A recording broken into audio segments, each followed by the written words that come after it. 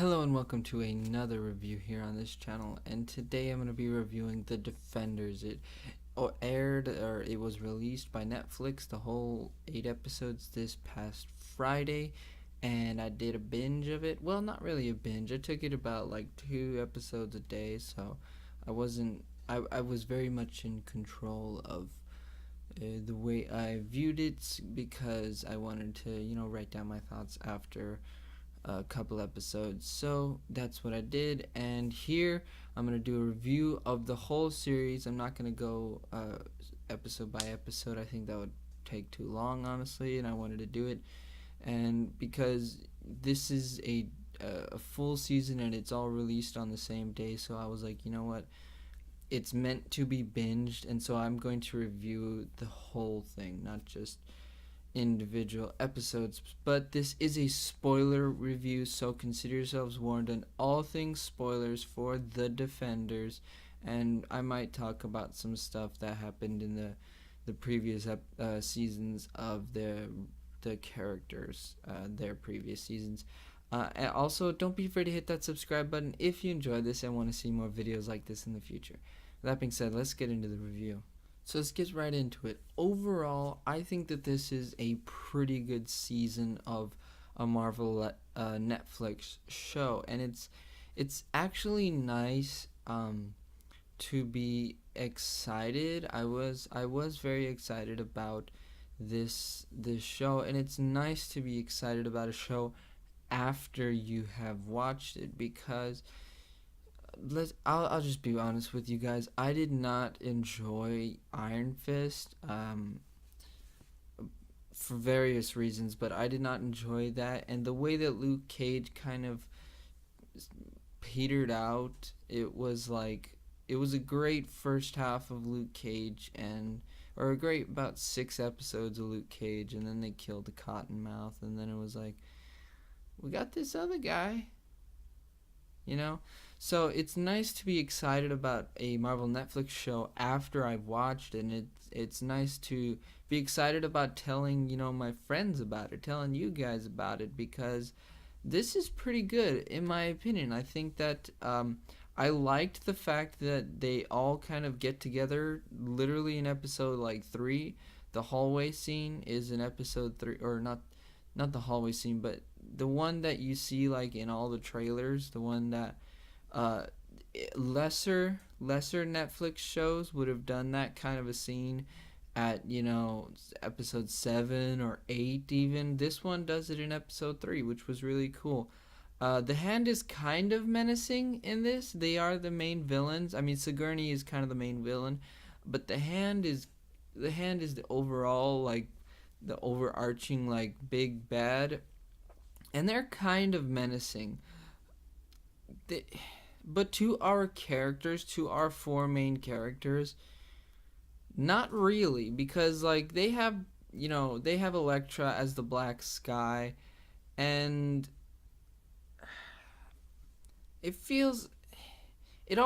I never felt like any of them were in danger at all, and that's probably why they had all of their sidekicks and their side characters in the Defenders, because when you really think about it, if this season was just, if all we got was just our 4 main characters, our Defenders, and then the Hand and Elektra, then I don't think us as an audience would feel there are any stakes, because we all know they're not going to destroy New York. As soon as episode 1 happened, where they had the earthquake, or the quote unquote earthquake, and the Hand is supposed to destroy New York with what happens next. As soon as that happened, we all knew that they weren't going to destroy New York, because New York is New York. And it's in a Marvel universe where half the universe takes place in New York, so you're not going to destroy New York. Also, Elektra, so I understand why they put in the side characters, because like I said, if it was just our 4 main Defenders, they're kind of you can't kill them, because you gotta have other seasons with these characters. So I understand why the Hand is menacing in that they will go after not they will not only go after the defenders, but they will go after their families and their friends and things like that. So that's where the Hand gets menacing. But as far as like Elektra goes, I was like, okay, it's Elektra. Like Daredevil is better than her, but now she's got like some super strength. It's not really clear. It seems like she's got super strength, but um I feel like Daredevil could have beaten her, and so could Iron Fist if he wasn't just if he actually used the Iron Fist. I feel like he could have beaten her pretty easily. Um, but Sigourney Weaver, you guys, Sigourney. I know, I'm sorry about that. Sigourney Weaver, you guys, she needed more to do. I never like. I never felt like she was going to win. I never did. And I know it's a superhero, so the villain can't win. I get that. But I never felt like she had a good enough plan to win. It's like she had Elektra, great. We've got like two people who can beat her just by fighting prowess, and then she can't really do a lot to Luke Cage. And so yeah, I mean all he has to do is bear hug her and she's done. But I think Sigourney Weaver needed more to do. I feel like you could have, since we find out in the very first episode that she is dying, you could have made it to where there, when a lot of people say that there's nothing more dangerous than somebody who has nothing to lose because they don't care anymore, and they don't care about themselves, they don't have family really. There's nothing more dangerous than somebody who has nothing to lose. And so that's what you could have done with Sigourney Weaver's character of Alexandra, where she has nothing to lose and everything to gain, so she can be so very dangerous, but yet you never felt like she was doing much. Like there was an earthquake, and then and then she just kind of gets killed by Elektra. Like, and it was totally it was a great moment where Elektra stabbed her, and then she used, I don't know what those weapons are called. They're not like, I'll have to look up what those weapons are called. But her little, Raphael mini sword things, whatever those things are called. When she stabbed Sigourney Weaver, I was like, okay, I'm cool with that, because Sigourney Weaver is a great actor. She could have done amazing things with the character of Alexandra. It's just that they didn't give her a lot to do, and so maybe it was right for them to kill her, because the showrunners probably figured out, hey, this character is not quite menacing at this point. Like, this character doesn't seem to be as dangerous as Elektra could be, and so let's just get rid of her and let's have Elektra have a great moment, So like, I feel like overall this is the Defenders is really good.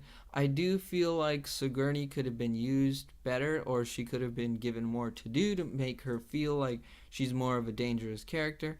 But that's neither here nor there. Elektra's pretty cool. The Hand's kind of menacing, and I really enjoy that we got 6 episodes pretty much of the Defenders together. Like, we didn't get like the last 2 episodes of the Defenders together. We got like a good 5.5 episodes where the Defenders are together, they're working together, and they're doing what they do best. Let's talk about the characters in this show. I think that your 4 main characters of Charlie Cox, Krysten Ritter, Mike Colter, and Finn Jones as your Defenders were amazing. I think that, honestly, to be honest, and this isn't my invented idea, but I do think that this is like the Defenders colon the redemption of Iron Fist. You know what I'm saying? Like, I didn't come up with that.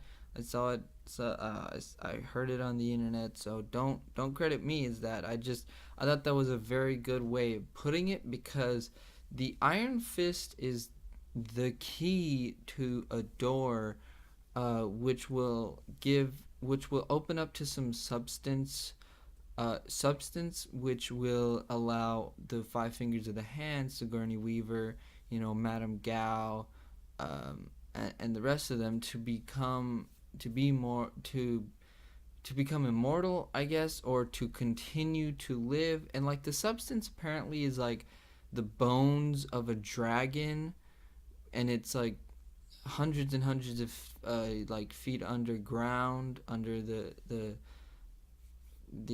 building that the hand has. Like it's kind of like, okay, you just want us to have like an underground fight scene or whatever. So that's what's happening. And look, your defenders are really good. Like the chemistry between all of them. I think it's episode 4, which is called the Royal Dragon or Royal Dragon. The episode where they're all just in that Chinese restaurant. Finn Jones orders a bunch of food. He's eating a lot, and they just have great chemistry because Kristen Ritter as Jessica Jones figures out quick that who Matt Murdock is and who the Devil of Hell's Kitchen is. She's like, all right, well, I'll tell these guys if you won't. Like, you gotta, like, cause he's wearing her scarf. As you see it in the trailer, he's wearing her scarf over his head, and she's like, dude, you gotta lay your cards out on the table, cause we all have, like, we're not wearing masks, so you gotta do it too. You know what I'm saying? And so, and she figures that out quick, which is really good for the character of Jessica Jones. It's like she's a private eye. Of course she's going to figure out that this dude who doesn't want his face to be seen, who's doing a bunch of crazy stuff, who's acting like a ninja, is probably the Devil of Hell's Kitchen. So that was a great thing for Jessica Jones to do. I think it was the right call and everything. And then, Daredevil or Matt Murdock takes the scarf off, shows everybody who he is, and you just have a really good chemistry between your characters, especially Mike Coulter and Finn Jones as Luke Cage and the Iron Fist. Those two guys, like, forget about Iron Fist season 2, like, just forget about it, because you have absolute gold. You have guaranteed guaranteed money. It's like, you want free money? Do you really want free money, Netflix and Marvel? Do a Heroes for Hire show. That's free money right there. Free money. Like, seriously, you guys, forget about Iron Fist season 2. Don't even don't even worry, because you're gonna totally get, when Iron Fist season 2 comes out, because I'm pretty sure they're not going to do Heroes for Hire until later on, but when Iron Fist season 2 comes out, you're gonna get the people, before the show even drops, you're gonna get those people who are like, oh, here we go again, Iron Fist by himself can't work. You're gonna get those haters, so why not just do a Heroes for Hire, because everybody, including the haters, probably liked the dynamic between Iron Fist and Luke Cage. So do a Heroes for Hire. You don't have to worry about the haters saying, oh, Iron Fist, you can't do it by yourself. Oh, Luke Cage, your season kind of petered out at the end. Like, do a Heroes for Hire, you guys. It's free money. Netflix, Marvel, it's free money. You don't even have to pay me anything, because, like, everybody knows that Heroes for Hire is what you should be doing next. Like, come on, you guys.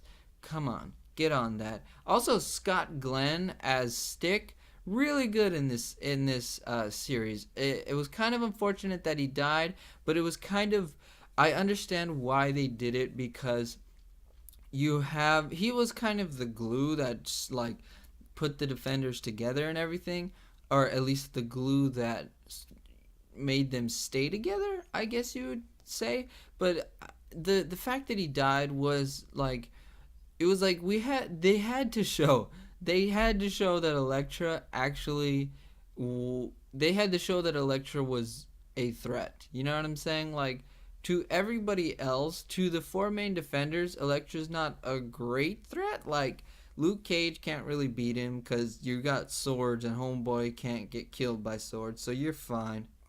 Iron Fist can just punch your sorry, Iron Fist can just punch your swords and it's all good. It'll blow you back. Like, you can't beat Iron Fist. Daredevil's kind of like the best around as far as fighting prowess. I think he's even better than Elektra. He's kind of the best.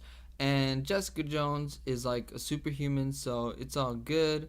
So it was like, we gotta have Elektra kill somebody besides Sigourney Weaver, because we got to show that Elektra is dangerous, and so they were like, Stick is good. He's only got one hand now. He could take he could bite the bullet or kick the bucket, whatever you want to say. But Scott Glenn as Stick was pretty good in my opinion. I really enjoyed when, I think it was Zawande, the member of the Five Fingers, the one from Africa, the white hat dude, when he has like Finn Jones and Stick is like, no messing around. Stick just straight up cuts his head off and it's all good. And it's like, well, yeah, you guys should have killed him a long time ago because you knew you weren't getting any information out of him. Like, come on, you guys. Continuing with your side characters, I'm going to kind of skip over Sigourney Weaver because in the first part of the video, I pretty much explained the way I feel about her. I think she was great. I think she's still a great actress. She's, one of the best around. She'll always be one of. I'll always be excited to see her in something, but I do feel like they could have done something. They could have given her more to do. Elodie Young, I believe that's how you say her name, as Elektra, really good. The thing that I was kind of like, I was like face palming every time Daredevil was like, Elektra, I know you're in there. It was like, come on, you guys. I've seen that before. I've seen that in a Marvel movie before. It's like the Winter Soldier. The Winter Soldier, when you have Captain America and Bucky Barnes, it was always like, Bucky, I'm not gonna fight you, Bucky. I'm gonna say something from our past, Bucky, because I want you to be my friend again, Bucky. Like, Bucky, we have a bromance. Let's do it again, Bucky. What's going on, Bucky? You're in there still, Bucky. Like, they brainwashed you and everything, but your brain still works, Bucky. Like, and it was kind of the same thing here with Daredevil and Elektra. It was like, Elektra, stop it. You don't want to do this, Elektra. I'm your friend. I'm your ex-boyfriend. Like, Elektra, come on. We can make out and go live off happily ever after, Elektra. Let's go. Just stop killing people. And it was like, dude, come on. I've seen that before. And the fact that it worked, it was like, oh my goodness. Marvel, Netflix, I thought you were better than this. But, hey, that's kind of like, that's something to where, yes, at this point, to me, it was an absolute cliche, but I guess to them it wasn't, and I guess to them it was a good way to have Elektra come out of it, or Elektra find herself again. But I feel like it was already happening before that. I feel like if Daredevil only did it once and was like, Elektra, and just said her name once to her, then I feel like we would have had the same result, because then she was always looking at those little swords. I don't know what they're called. The little swords that she uses, like in the comics and in the first season or in the second season of Daredevil, the little 3-pronged swords. She was looking at that when she was looking for her weapons. They would make it a point to show her looking at those things and be like, no, I'm gonna take these 2 crazy swords. But like, I feel like they could have made it to where he only had to say it once, and then it was like the first domino in the chain reaction. You don't gotta, like, when you set up dominoes, you don't have to hit the one on the side and hit the one in the middle and then the one at the end. You just have to hit the first one, and then if you set it up right, they will all just fall by themselves. It'll be a chain reaction. They'll all fall. You don't have to keep hitting a new domino every once in a while, and that's the way I feel about the whole Elektra, come out of it. This is not you. You've been brainwashed and all this stuff. That's the way I feel about it. It's like, dude, hit the first domino. You don't have to hit the 5th domino and the 10th domino and the 20th domino. You don't have to do that. Just hit the first one, and it should all fall into place if you set it up correctly. But that's neither here nor there. Rosario Dawson in this is really is a really good addition. I feel like she's one of these side characters that I didn't mind being in here. Like, I did feel like you could have focused a little bit more on your main characters instead of your side characters. Like, the biggest thing that I was like, oh my god, why? The biggest thing that I kind of had a problem with was Jessica Henwick as Colleen Wing. Why did she beat her master? Like, that doesn't make any sense to me. This dude has been living for apparently hundreds, if not thousands and thousands of years. This dude has been perfecting the way he fights. You guys, this guy is an immortal, this guy's an immortal. He's pretty much like Iron Fist without the Iron Fist. He is an immortal who not only does he teach people how to fight, not only did he teach Colleen Wing how to fight, but he has been learning. He has been perfecting the way he fights for thousands of years, and yet Colleen Wing can win that fight? Give me a break. You guys, at this point in the show, we had Sigourney Weaver was dead, and so was Zawande. Okay, so you had 4 immortal people. You had Madame Gao, you had Elektra's not immortal, but you had Elektra, you had the Japanese dude who I didn't have subtitles for the entire 8 episodes, but still I got it. I didn't know that there were subtitles. I just didn't turn them on. You had the Japanese guy, and then you had Colleen Wing's master.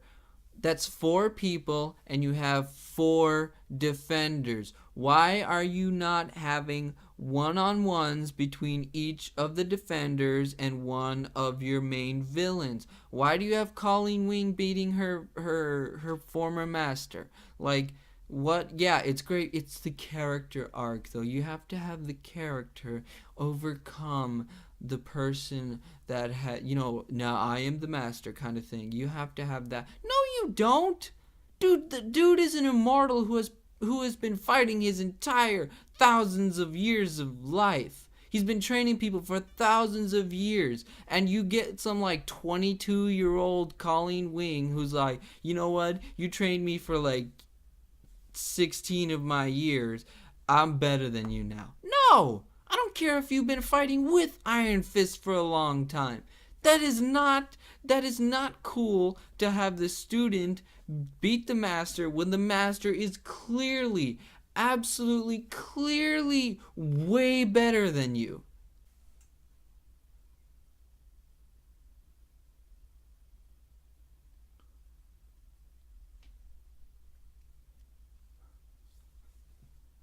So let's talk about the story here. And the story in one sentence is, the Hand wants Iron Fist to open up a door so they can get the bones of a dragon to continue to be immortal. That's the story of the Defenders in one sentence. And obviously the Defenders are going to try to stop them. What's really strange is that the Hand... What's really strange is that once the Hand... It's the way they set it up is that once the Hand gets the bones of the dragon, they would get the bones, take it out of the excavation site that's, hundreds of feet down, and once they get the bones out, that New York City would fall. This is something that I don't personally understand because, look, your hole was like going straight down. Okay, so maybe like a block would fall because of the hole or whatever. and then you like build a little tunnel to the bones, and that dragon's not huge. You guys, that dragon is maybe the size of like a building, like as far as perimeter of the dragon, as like the wings and then the head and then the body and then the tail. Like if you like drew a circle around the dragon, it probably wouldn't be much bigger than say like a medium-sized skyscraper, as far as like how big around the dragon is, or how wide the dragon is. So I don't understand why New York would fall. Are the bones holding? Is New York like a like here's New York, and then you have like New York is like on like the it's like a top, you know, the little tops that you spin where you have like the flat surface on the top, and then it's just like a circular, like a slant down to one point, and that one point is where the dragon's bones are. Is that how New York is placed? I don't think so. You guys, I don't think so. If they were to take the bones of the dragon out of that excavation site, maybe the building that the hand, maybe their own building would have fallen. Maybe the building next to it would have fallen. But probably, like, you're going to tell me that all of New York is going to fall because you're moving like maybe, and this is pushing it, like 100 square yards, maybe like New York is not falling, guys. If you're moving one dragon's bones out of the way, New York is not falling. Like, give me a break. Give me a break. Like, don't give me this garbage that New York is gonna fall because why? We don't know. New York is not falling because you're moving one skeleton. Like, let's just be honest with each other. It's not. That's not gonna happen. Like, maybe the block. At best, the block would fall, but there's no way the city of New York. Shoot, the city of Manhattan itself. Like, no. The block is not falling. Anyway, the story is pretty much the Defenders, the redemption of Iron Fist, because you have Iron Fist being kind of the key to the whole story, and Stick understands that, and Stick is like, you know what? If they need this guy to complete their plan, then I'm gonna kill this guy. So yeah, let's do that. Stick actually has a good idea in killing Danny, because then it's like, can there really be a next Iron Fist? Because the people of, like, they destroyed Kunlun, right? I feel like they destroyed Kunlun. So how do you get another Iron Fist? If Kunlun is pretty much out of commission, and Danny Rand apparently plunged his hand into the heart of the last dragon, is there like one dragon all the time? I don't understand how that works. I feel like they need to explain that, how that works, but like they just need to explain that a little bit more, maybe in Iron Fist Season 2. Hopefully not in Iron Fist Season 2, and hopefully in like Heroes for Hire Season 1, but you know, they're going to do Iron Fist Season 2. Let's talk about one thing that I personally felt like could have been better. One of the things that I felt like could have been better is the fights. You guys, the fight scenes in this show could have been better. I totally understand that you have 3 people in Iron Fist, Luke Cage, and Jessica Jones who do not wear a mask, so you can't put a stunt double in there to have some really good fights. I understand that. I totally do. It's okay, great. But the fight between Elektra and Iron Fist could have been way better, because the way that scene was lit, You could have slipped in uh, uh, a stunt double. Shoot,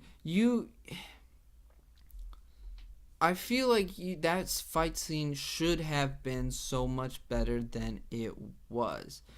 It wasn't that good, you guys. Like, Iron Fist and Elektra, two of the best hand-to-hand combat people in the entire world, and their fight scene just eh. It's like the fight scene is there, but it's not great. You know, even the fight between Daredevil and Elektra kind of blows, man. Like, compared to some of the stuff that they've done in Daredevil, the fight scenes in this are not great. Like, they're passable, but not great. The fight between um the fight between the three defenders, or was it the four defend? I think it was the fight between like the no, it was the fight between the three defenders in Daredevil, Jessica Jones, and Luke Cage, and then between them and Colleen's master, old master, Madame Gao, and the Japanese guy. That was a really good fight scene because you had three on three, and it was like superhuman on superhuman, and that was really awesome. That I think that was my favorite and the best fight scene because you had them doing some work on each other, and Madame Gao is great in this. I think Madame Gao, like, if you were, if it was up to me, and I like read all the scripts for the Defenders and saw that Sigourney doesn't really do a lot, I'd have been like, Madame Gao, you should be the main villain for this Defenders. If not, she's totally alive at the end of this, I believe. We don't see her die, so we're good, you know. I mean, Daredevil's alive, so I'm pretty sure she's alive. So we see her, you know, Madame Gao is totally going to rebuild the hand or try to rebuild the hand, and I believe that she should be the next villain for the Defenders. I know it's like, oh, we want to get away from the hand, like the hand is defeated. We want to get away from them, but it's Madame Gao. Like, she's cool. What she does, she's totally like old lady, bad Yoda. It's great. I think that's really great. But every other fight scene was like, okay, we get that your actors can fight. Okay, we get it. We get that Iron Fist, the actor for Iron Fist, can't fight. You know, that's why you suit up. That's why you put the bandana, the yellow bandana across his face so you can put a stunt double in there. Like, I don't care. Seriously, I don't care if you put Iron Fist and you have him have the bandana.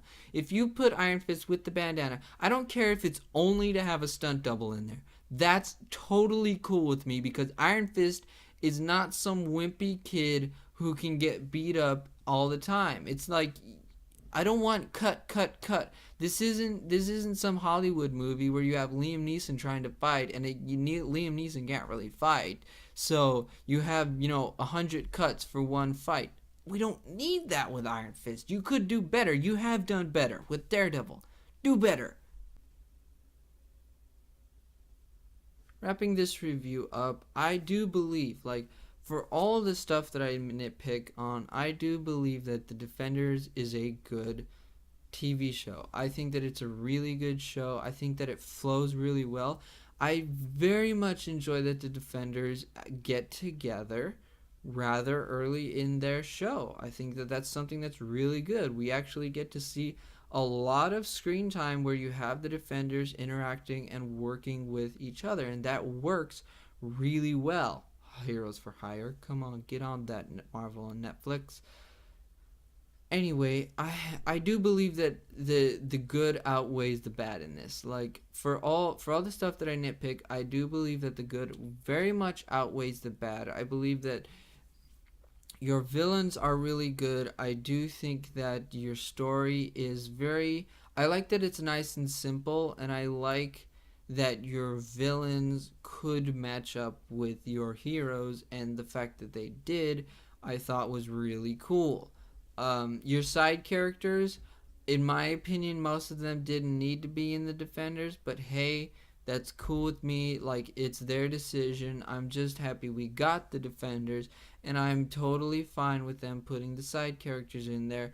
Also, that the scene at the very end, well, not the very end, but the scene at the end of episode 8 where you have Karen Page and Foggy, like, you see the 3 Defenders come through the door, and the camera shows them. They're looking at the door. They're looking at the door because they need to see Matt Murdock walk through that door. And when he doesn't, that is a really good shot. That is a great scene where you have Karen being like, oh my goodness, turn around, hug Foggy.